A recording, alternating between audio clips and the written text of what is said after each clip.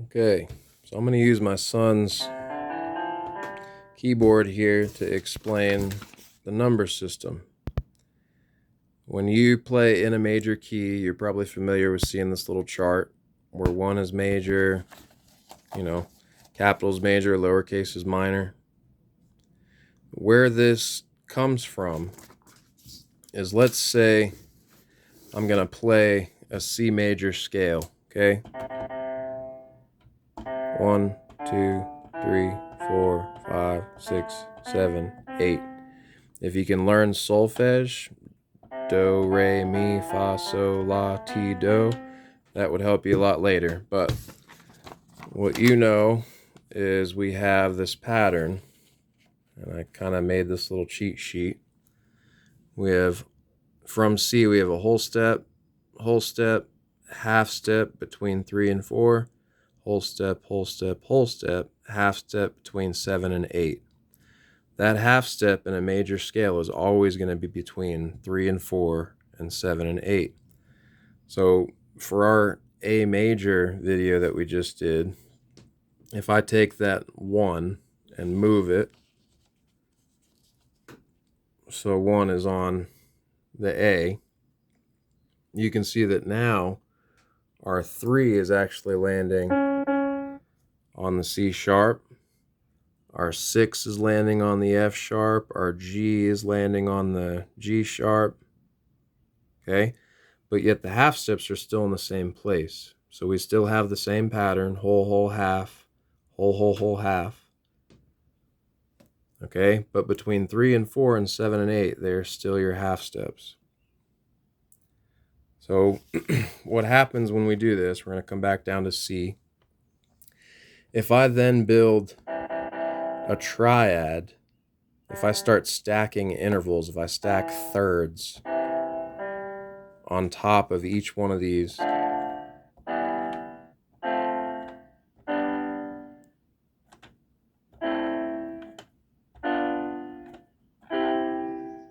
okay, we're just moving up with triads.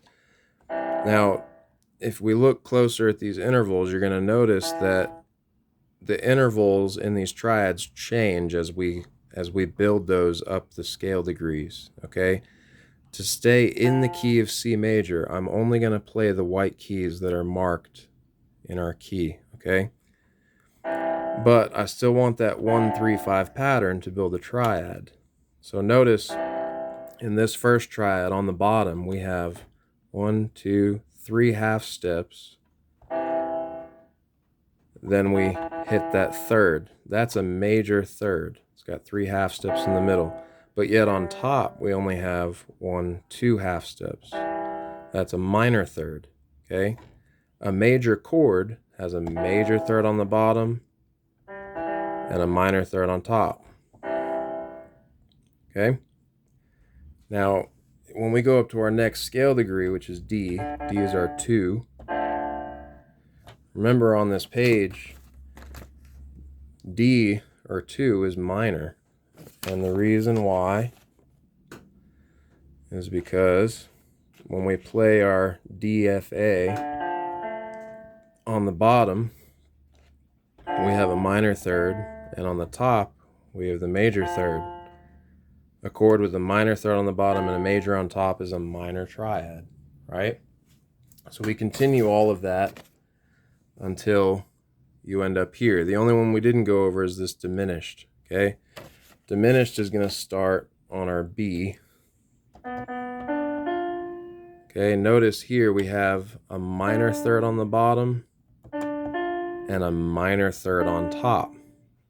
A triad with a minor third on the bottom and a minor third on top is a diminished triad, which is represented here. Usually that diminished triad is just below your 1 chord. Okay?